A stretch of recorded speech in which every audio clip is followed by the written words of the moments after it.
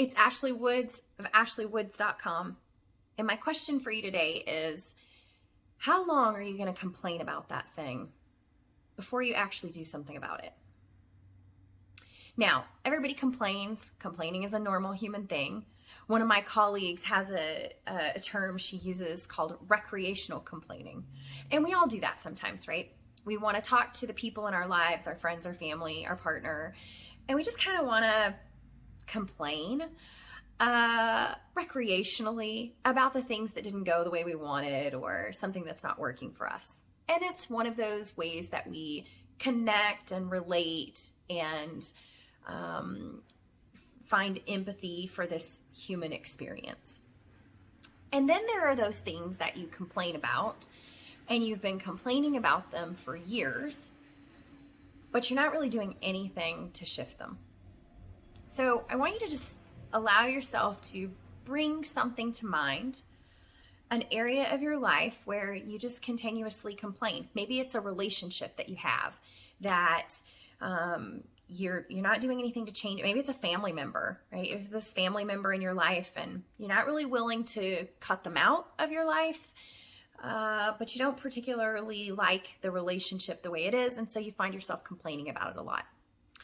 Or maybe you've been in the same job for a long time and it just is sucking the life out of you and you're not really doing much to change it, but you continue to say you want something different. Or maybe it's something about yourself, your body and your habits and how you feel in your own skin. And maybe it doesn't feel like you want it to feel, and you've resorted to just making jokes about it or making light of it, but not really doing anything to change it. Anybody relate to that? You've got this thing and it's just this perpetual complaint. What is that thing for you that you just keep complaining about? And then I want to invite you to consider, what is it costing you that you keep this complaint around? And what's the payoff? What's the benefit for you that you just keep this area of your life the way it is without ever really doing anything about it? So this cost payoff analysis is really powerful when we find ourselves stuck in a place, kind of bumping our head against the wall without really being willing to do anything. So take this one area of your life, write it on the top of a piece of paper, and then you can split that piece of paper down the middle.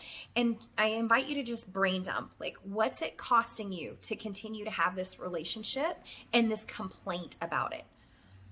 And literally it's that, the complaint. What's it costing you to complain about this like this? And then what's the payoff? What are you getting out of it?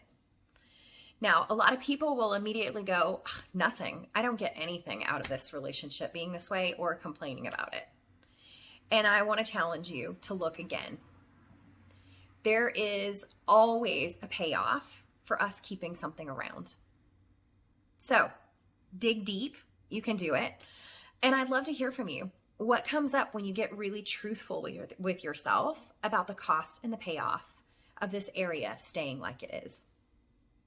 All right, see you next time.